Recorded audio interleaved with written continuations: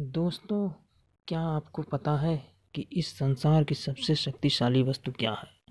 और क्या वो आपके पास भी है? और अगर है तो क्या आप उसका प्रयोग करना जानते हैं? आइए इस कहानी के माध्यम से इन बातों को समझते हैं। एक दिन गुरुकुल के शिष्यों में इस बात पर बहस छिड़ गई कि आखिर इस संसार की सबसे शक्तिशाली वस्तु क्या है। कोई कुछ कहता तो कोई कुछ कहता। जब पारस्परिक विवाद को कोई निर्णय नहीं निकला तो फिर उस शिष्य गुरुजी के पास पहुँचे। सबसे पहले गुरुजी ने उन सभी शिष्यों की बात को सुना और कुछ सोचने के बाद बोले, तुम सबों की बुद्धि खराब हो गई है। क्या ये अनाप शनाप निरर्थक प्रश्न कर रहे हो? इतना कहकर वे वहाँ से चले गए।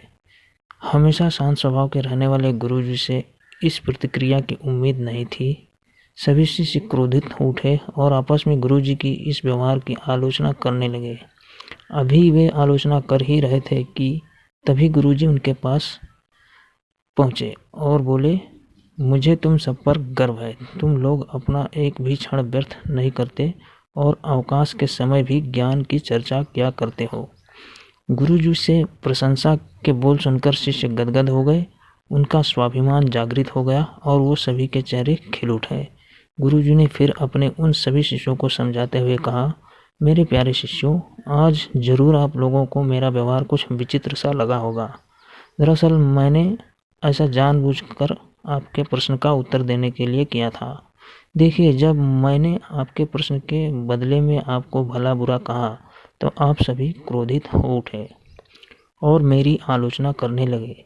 लेकिन जब मैंने आपकी प्रशंसा की तो आप सब प्रसन्न हो उठे। पुत्रों, संसार में वाणी से बढ़कर दूसरी कोई शक्तिशाली वस्तु नहीं है। वाणी मित्र को शत्रु और शत्रु को भी मित्र बनाया जा सकता है। ऐसी शक्तिशाली वस्तु का प्रयोग प्रत्येक व्यक्ति को सोच समझ कर करना चाहिए। वाणी का माधुर्य लोगों को अपनी ओर आकर्षित कर लेता है। गुरु जी की बातें सुनकर शिष्यगण संतुष्ट होकर लौट आए और उस दिन से मीठा बोलने का अभ्यास करने लगे। हमारी बोली या हमारी वाणी बेहद शक्तिशाली होती है। जरूरी है इसका सही प्रयोग करने। यदि हम अपनी बोली अच्छी रखते हैं और अपनी बात बिना औरों को ठेस पहुंचाए हुए कहते हैं तो हमारे व्यक्तित्व को संवारता है और हमें लोगों के बीच लोकप्रिय बनाता है।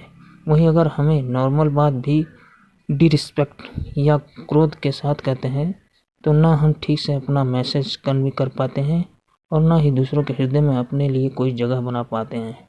अतः हमें हमेशा सही शब्दों और सही लहजे का चुनाव करना चाहिए।